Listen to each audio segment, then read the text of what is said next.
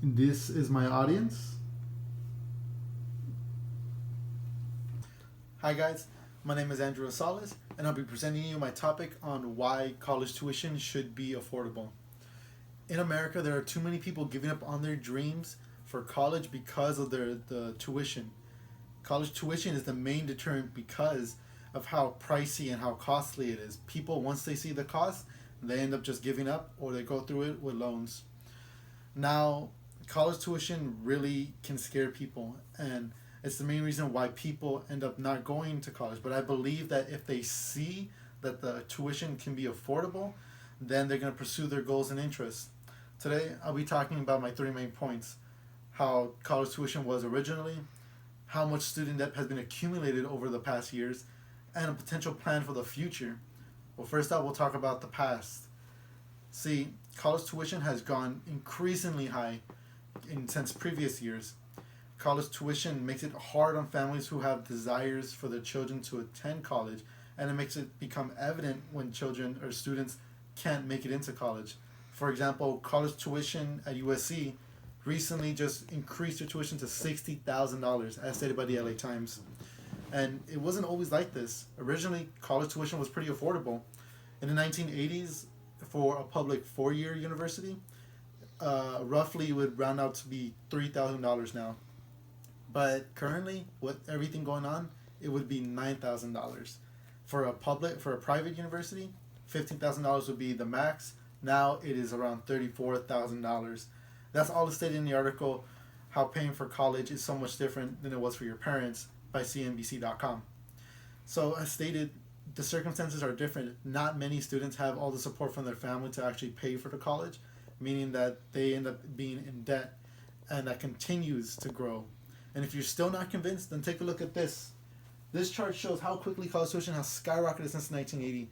Though these reports are from a different article, they are still the exact same numbers, from public to private, from around 9,000 to about 3,000, and it's increasing in length even to now. Though these reports are from 2015, they're still continuing to grow higher as seen by the USC cost. Now, with all this, it seems like there's going to be a lot of debt accumulated, and of course there is, which is what we move on to our next topic, the amount of debt. Now, with the rise in tuition, there's also the rise in college debt, meaning that students who can't afford the funds for tuition, they end up having to power through with student loans as their last resort. And student loans, essentially, they just cause more debt. Students who don't have the funds, who can't pay it back, that literally haunts them for the rest of their life until they pay back the loans in full. These are government loans, after all. And as stated in the article, Why Paying for College is Changing Up the middle class life, it stated that the American household has about $12,000 left in savings, and that's not enough for the $9,000 that could be for a public university. You're left with $2,000. But of course, even with that in mind, we're taking into account everything that can happen in a person's life. There's trips to the hospital to a family, there's potential mortgages, there's groceries, there's gas, there's car bills, there's everything.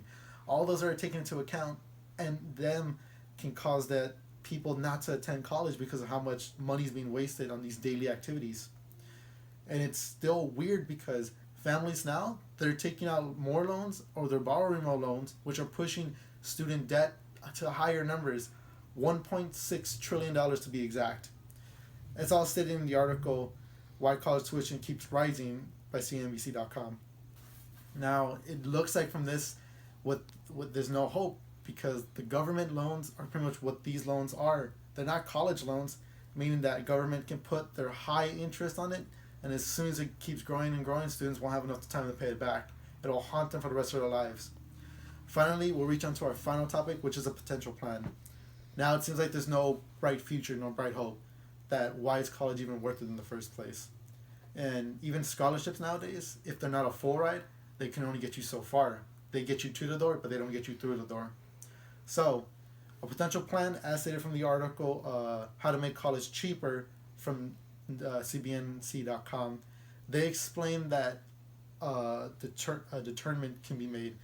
And a deferment means that they pay back later. And I'm not talking about an IOU, but the students can really have enough time to pay back all their loans without an incredible amount of interest building up.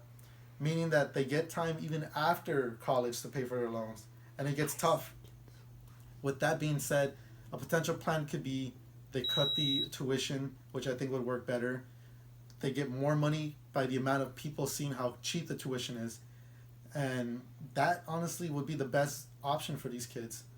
In conclusion, I've talked to you about the history of college tuition, the amount of debt accumulated, and a potential plan in the future.